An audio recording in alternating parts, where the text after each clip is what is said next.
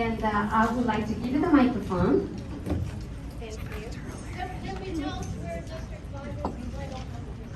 Yeah, I'll let you know. Thanks very much, Carla. Very vocal.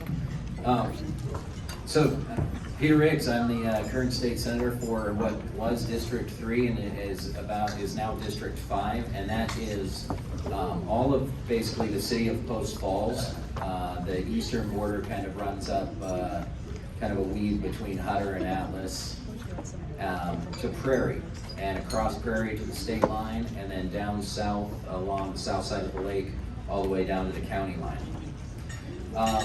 So I just finished my my first term, and I want to say thanks for having me here to speak to you today.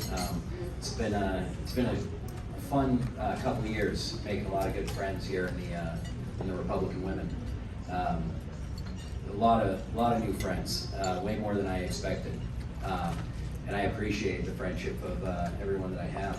It's been fun helping you know, set up for events, sweating with you in Ironman when handing out those the drinks. And it's really impressive, and kind of you can see it in the stats. This organization is great, and you're a model for what Republicans can be around the state and around the country.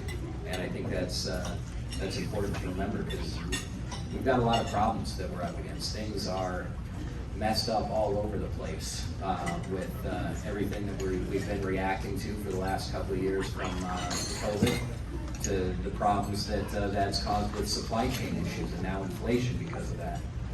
Russia and Ukraine, and these things that we know for a fact wouldn't have happened under somebody like President Trump or President Reagan. Right. It's really important that we understand the ramifications of what it means, both on a national level, but how important that is at a local level here. We need organizations like this of involved, concerned citizens to say, we're going to step up and we're going to do the right things. We're going to be an example of that. And the problem is, you guys have good leadership here, and we have no good leadership nationally. I mean, it's tragic, really. There is no leadership. It's like watching a puppet bounce around on the end of the strings, because there's people fighting for power above there, yanking on the strings. We see the President Biden flop around like a marionette, not knowing which direction to do. We can see the chaos that it's caused. And so it's important that when we look at what we're doing for Idaho, that we make sure that our state is strong as it can be. And that's where, when we look at some of the things that have happened over the last couple of years, you know, one of the things that I helped work on when I was first got down there was trying to get Idaho back to work again. Because when I got down there, I started trying to look at some of the things that were going on that had been enacted before I got into office related to COVID. And one of the things that struck me as odd was the governor's stay healthy orders.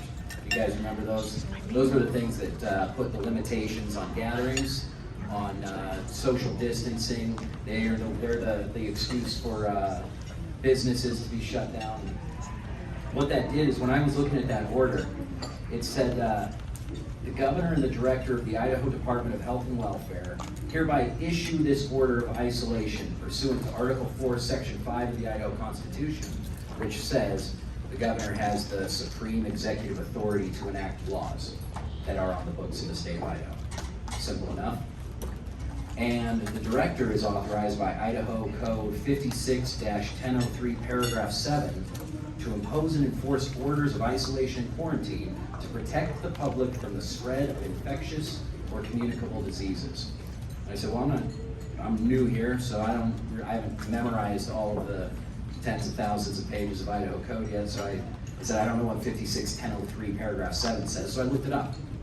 And I read it, and I read the Stay Healthy order again, and I was confused, because what it lays out in that section of code is not at all what was being done in the Stay Healthy order. So I asked some of my fellow senators, I said, yeah, guys, I looked at this, and I'm looking at this, and if somebody can draw me a line between the two, I'll sit down and shut up right now. And the reaction was mostly, that's what the code says? And I said, yeah, yes, that's what the code says. You guys didn't bother to look at what the code says? And so I said, well, this is a problem. And so it started me on a several months journey of rewriting that section of code to do things like clarify what quarantine meant, clarify what isolation was, the situations where those things could be done, and most importantly, adding legal redress if those things are violated by somebody like the governor or the director of health. And when that happened, they knew they were in a pinch. And the day before we took this piece of legislation up, the governor issued a new stay healthy recommendation, no longer orders, just saying, here are the things we recommend you all do. But we passed that law and it became official, and so now the types of things that happen cannot happen again because they have been clearly defined and set up so that it's not able to happen. We've also supported other things where we draw out in other sections of code where we specifically say about all businesses being essential and things that can't be done. You can't take away people's right to gather in places of worship. You can't prohibit them from going to business because they are unessential or their business is unessential. Those things are not for the government to say, and those are the rights of the people, and we have no place in them. You know, and I think it's important. One of the biggest things I learned when I was first got down there was the difference between intent and execution. And what I mean by that is I've seen a lot of pieces of legislation. I've had a lot of conversations with folks where I agree 100% with what they're saying, but with the way it's written, it's not going to get the job done. It's very important that the words are done correctly, that they're specific, that they are well thought out and done in a way that's given a level of thoughtful consideration that sometimes our laws aren't, and that's where we get into some difficulty. And so I've helped co-sponsor legislation to help protect the Second Amendment, including the manufacture of ammunition, gun parts, things like that. We continue to bolster whenever we get a chance. Whenever we see something we think we can strengthen it here, we try to take that opportunity, including some anti-abortion legislation that we passed in both of the last two sections. And a lot of people, we had high hopes when we passed them because they're what are called trigger bills. They're things that we can't actually enforce as law in the state of Idaho yet because the federal law says something in conflict. Well, now they're talking about it in the Supreme Court. They are poised to make a reversal on Roe v. Wade. And when they do, we're not going to have to wait until January to start enacting new legislation to outlaw abortion in the state of Idaho. We've already got it done. It's on the books. Those will become effective immediately upon the reversal of Roe v. Wade. And then we continue to strengthen those under the new landscape that we're looking at after the Supreme Court hopefully makes that decision. So that's some great stuff that we're really excited that we put in place preemptively. I also I worked on some legislation, you know, and part of it's tough. You know, there's the things that you see, the things that get done, and then there's the work that gets done and gets spiked by somebody else. I worked on some legislation back in this November when we went down for a couple of days for that session to try to work on some vaccine mandate prohibitions to say that the government can't tell you what you have to do, what you have to put in your body, any sort of medical procedures.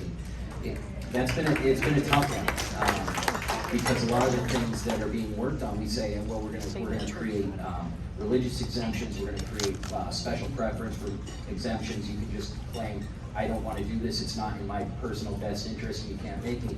But a lot of the folks that support that idea, they don't like the idea of somebody saying there has to be a law to protect what is my right.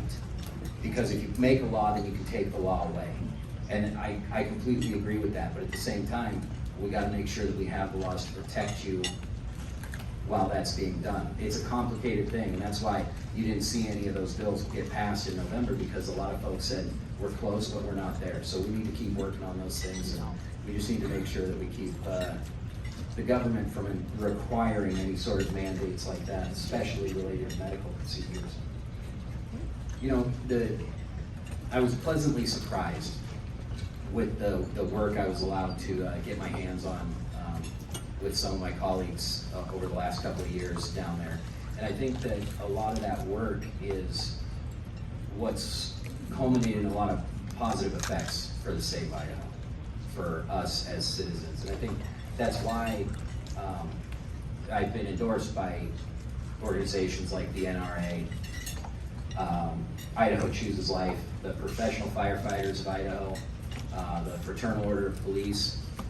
This last weekend, the Idaho Fire Chiefs Association was up in Coeur d'Alene having their annual convention, and I was shocked to learn that they had named me the Legislator of the Year for some work that I had helped them on with ground emergency medical transport, making sure our rural EMT folks are getting funded. Since a lot of those folks are volunteers, they're not getting enough money to keep those operations going. And for those of us that live kind of outside of city limits, which I know myself and many other folks in here do, if you have an emergency, you really want to make sure that somebody's going to show up.